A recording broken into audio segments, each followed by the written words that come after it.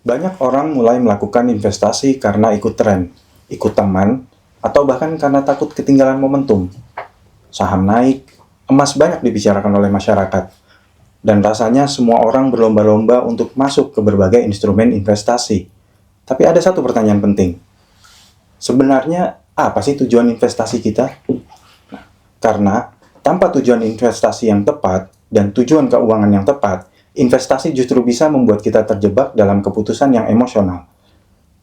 Mulai dari FOMO, memilih produk yang tidak sesuai dengan profil risiko, sampai melakukan diversifikasi secara acak tanpa arah yang jelas. Nah, di episode kali ini kita akan membahas bahaya investasi tanpa tujuan keuangan yang jelas, bagaimana membuat roadmap investasi yang tepat, serta kesalahan-kesalahan yang sering dilakukan oleh investor pemula. Nah, sebelumnya, perkenalkan, saya Hadi, saya yang akan memandu perbincangan di sesi hari ini. Dan sudah bersama kita ada Ibu Rina Marina, MBA CFP. Beliau adalah financial planner yang akan berbagi insight terkait bagaimana membangun strategi investasi yang lebih terarah dan sesuai dengan tujuan keuangan. Kita sapa dulu. Halo Ibu Rina. Halo. Apa kabar Ibu? Baik ya. Gimana kabarnya? Baik, saya juga baik. Terima kasih Bu Rina sudah hadir di podcast kita. Terima kasih sudah mempersilahkan saya untuk hadir di sini dan berbagi. Baik, ya ada banyak hal yang akan kita kupas di sesi podcast kali ini, Bu Rina. Namun kita akan mulai dari pembuka dulu ya. Jadi pertanyaan pemanasan. Menurut Ibu Rina, mengapa saat ini semakin banyak orang mulai melakukan investasi, meskipun mereka tidak memiliki tujuan keuangan yang jelas, Bu Rina? Oke, terima kasih pertanyaannya Mas Hadi. Oke. Saya jawab dulu tentang kenapa sekarang orang mulai berinvestasi kali ya. Jadi kalau kita ketahui kita ada pada era inklusi yang luar biasa masif. Mungkin Mas Hadi aware pada saat ini berawal, mungkin kita akan terasa itu sebelum pada saat pandemi. Jadi semua orang akhirnya aware untuk dan banyak sekali influencer, banyak sekali gerakan-gerakan atau bagaimana caranya mengenalkan tentang investasi dan lain-lain, bahkan produk-produk yang baru yang ada di publik ya. Nah ini menyebabkan tadi yang saya sampaikan bahwa inklusinya luar biasa masif ya. Jadi orang semua mulai diperkenalkan dengan produk yang tadinya mungkin ada yang instrumen underlying aset, bahkan non underlying aset juga nyangkut ke algoritmanya mereka. Di luar dari algoritma mungkin teman-temannya memperkenalkan gitu ya, karena kan kita juga masuk sosial ya. Nah ini yang erat kaitannya dengan bahwa sedikitnya kalau misalnya disampaikan bahwa ini adalah behavioral FOMO, saya melihat FOMO juga mungkin ada positifnya juga, karena ini kaitannya dengan bahwa makhluk sosial itu pasti akan terpengaruh oleh keadaan sosial seperti itu. Tapi bagaimana cara fear of missing out ini bisa jadi manfaat gitu. Which is saya lihat kalau misalnya trennya investasi adalah positif, yang menjadi bahaya tadi akhirnya menjawab pertanyaan selanjutnya, menjadi bahaya kalau ternyata kitanya belum paham. Jadi tujuan dari investasinya kehilangan nilai seperti itu. Bukan hanya kehilangan nilai secara nominal bahkan, tapi kehilangan nilai secara harafiahnya juga gitu ya. Karena kita juga belum paham, investor belum paham apa yang dilakukan, tapi sudah masuk, dan akhirnya karena atas dasar ketidaktahuan itu ada banyak hal yang akhirnya rugikan, baik itu diri sendiri maupun ya waktu ya, seperti itu. Betul. Gitu. Baik, iya. Era keterbukaan informasi ya, jadi awareness terkait investasi semakin tinggi ya di tengah masyarakat. Oke, dan tadi sudah sedikit dikupas oleh Bu Rina terkait dengan bahayanya ya, bahaya atau resiko ketika seorang investasi tanpa tujuan yang jelas. Tapi berangkat dari pengalaman Ibu Rina sebagai seorang financial planner ya, kesalahan apa sih yang paling sering dilakukan oleh investor pemula, Bu Rina?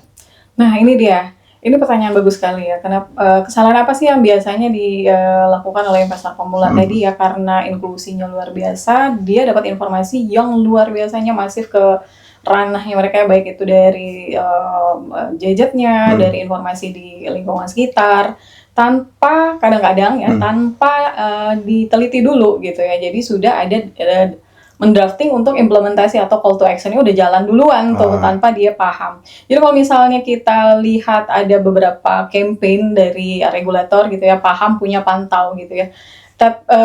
Di posisi pahamnya itu agak lemah gitu. Jadi yang ada di awal ini diterima oleh investor itu adalah terinfluence dulu, baru pahamnya itu kayaknya terakhir gitu, punya dulu, pantau baru paham gitu. Nah ini yang menjadi bahayanya, karena kalau misalnya kayak gitu kita akhirnya nggak tahu tujuannya kita atau sebenarnya investasi ini mau dibawa kemana. Karena yang paling penting dalam berinvestasi itu kita bukan hanya tahu expecting the return, tapi kita juga paham ini bermanfaatnya buat kita tuh seperti apa. Karena ternyata ada strateginya loh kalau kita mau berinvestasi. Jadi nggak bisa yang kita teman kita punya terus kita harus punya juga, karena kalau misalnya kita nggak punya kita ketinggalan, atau kita nggak akan bisa financial freedom di usia tertentu ya tanpa kita mempelajari nih ada timelinenya, ada profil resiko seperti itu, terus ada juga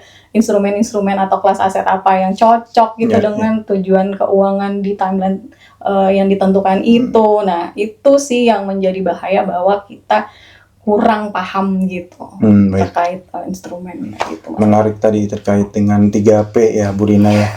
Itu pasti ada kaitannya terkait dengan roadmap investasi itu sendiri ya Bu Rina ya.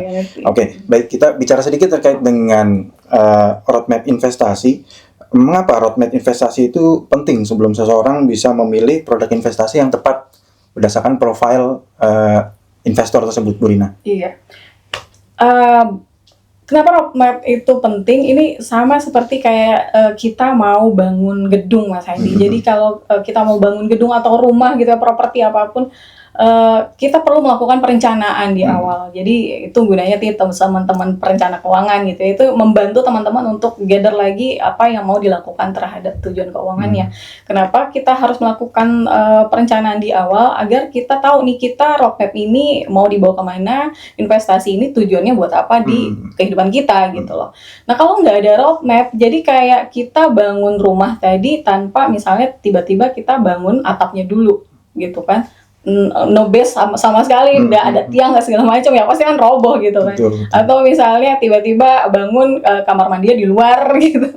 Nah something yang akhirnya keluar dari fungsi gitu. Nah itu yang coba kita hindari kalau kita nggak building the roadmap di awal gitu. Jadi nanti kita akan paham bagaimana roadmap ini penting, karena tadi ya ternyata banyak yang kurang aware terhadap profil resiko. Karena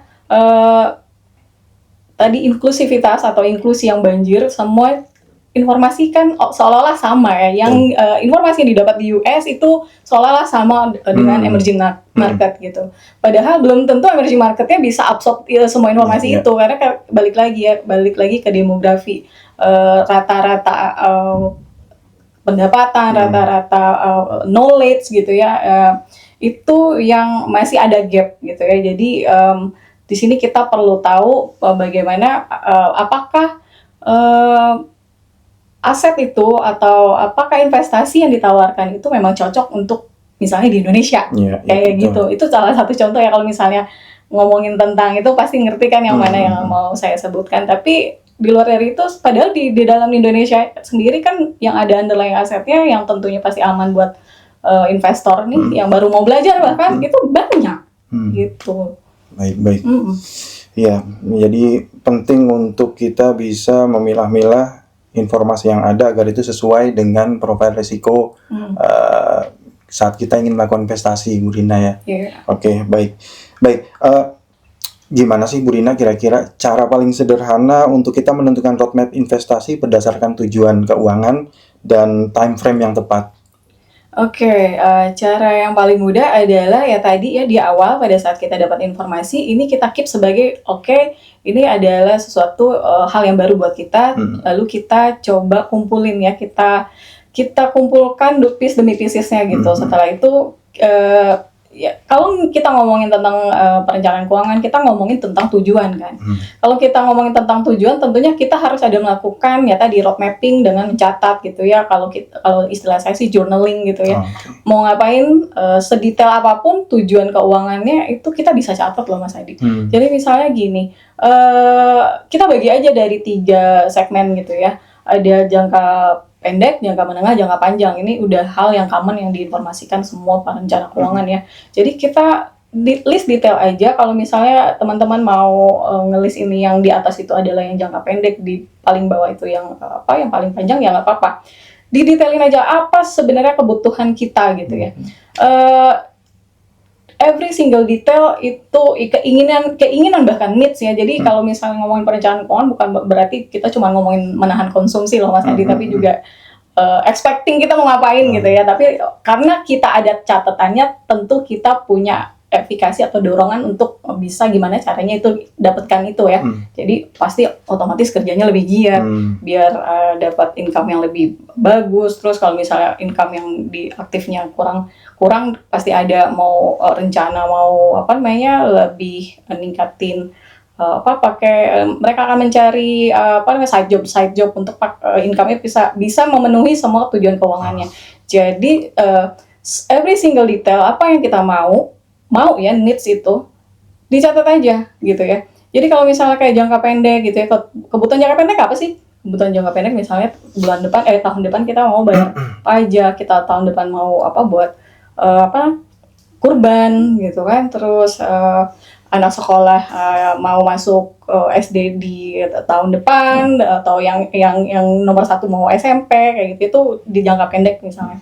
Kalau jangka menengahnya apa? Kita dalam 5 tahun ya. Jadi kita timeline-nya yang jangka pendeknya itu 1 sampai dengan 3 atau 4 tahun atau 5 tahun boleh. Yang ini yang menengah 5 sampai 10, nah yang panjang 10 ke atas gitu ya.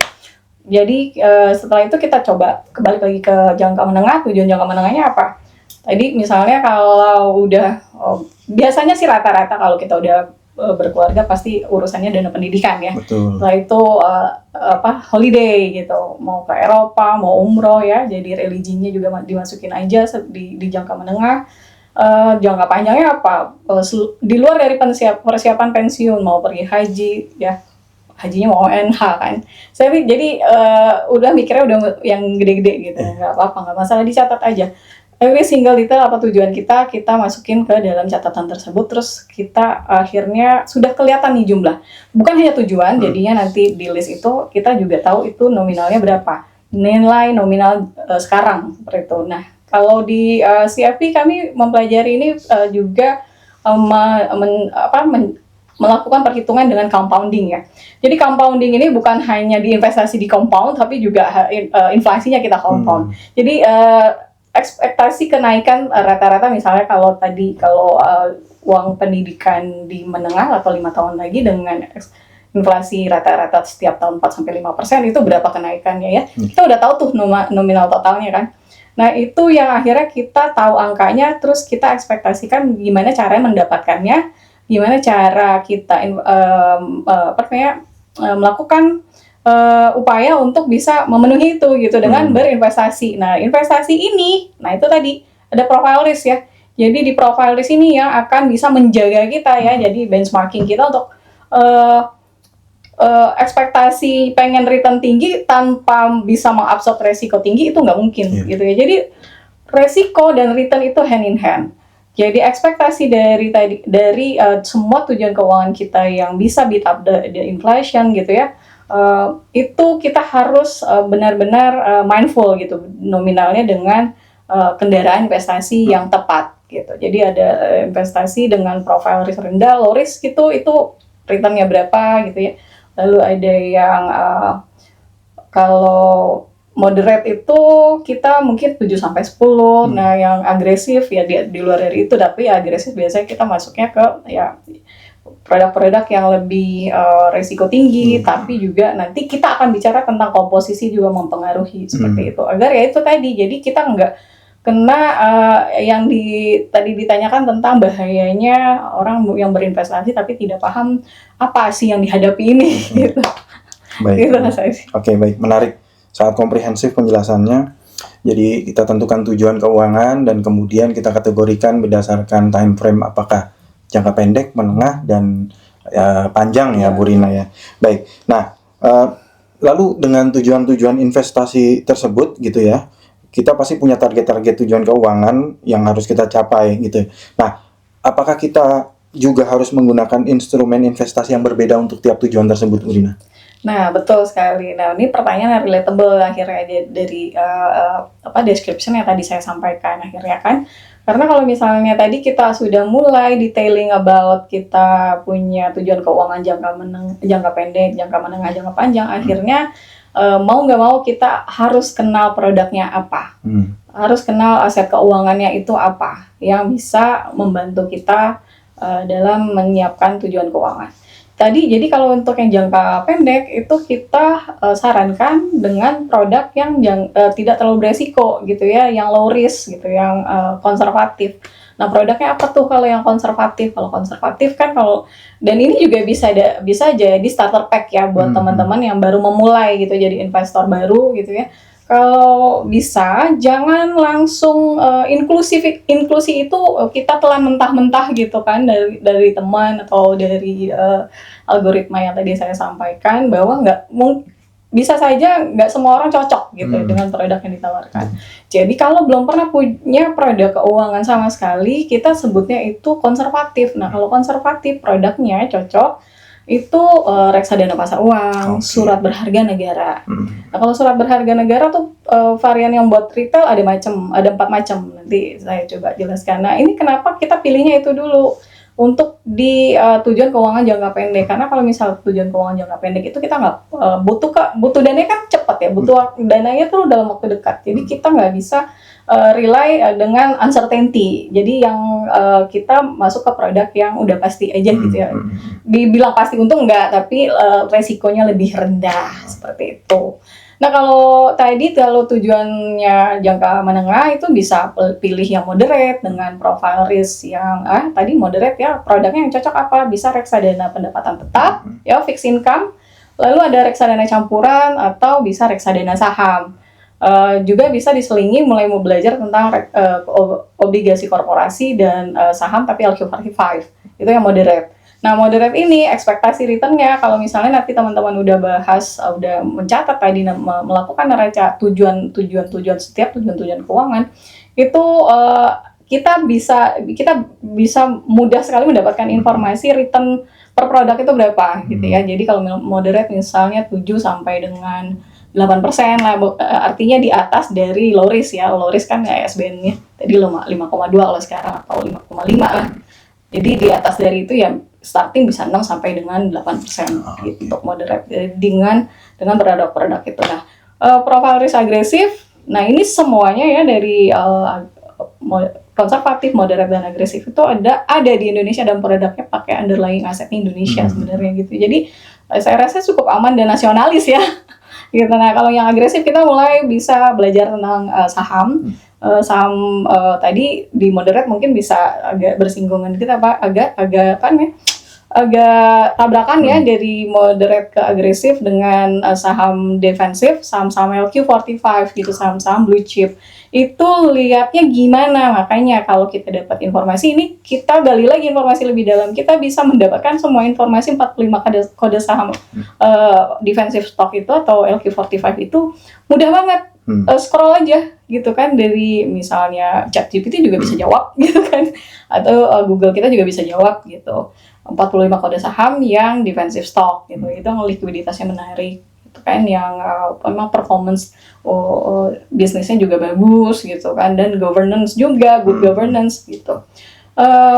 Di luar dari itu mungkin ada sekarang udah banyak ya, kalau misalnya teman-teman udah mulai udah di level yang lebih tinggi dari agresif. Nah, di Indonesia sebenarnya bisa menjawab itu gitu. Jadi bukan hanya non underlying asset yang bisa kita lihat ya terlepas dari tren, tapi kita juga bisa terfasilitasi saham second liner dan third liner gitu. Jadi saham-saham di luar defensive stock itu kan 956 kode emiten yang ada di Indonesia, dikurang 45 dia masih ada 920-an yang masih bisa kita coba cari gitu kan, yang misalnya dengan apa namanya, turnover stock ya, misalnya kalau kita pakai pendekatan return lens gitu, mereka akan lihat atau cari saham-saham yang punya potensi naiknya multi-bagger gitu kan. Nah, itu bisa lihat juga. Informasi banyak gitu. Oke, baik. Baik, teman-teman, setelah penjelasan tadi dari Bu Rina, sangat menarik ya. Dan kita akan beralih ke segmen berikutnya, tentunya dengan tema-tema yang tidak kalah menarik.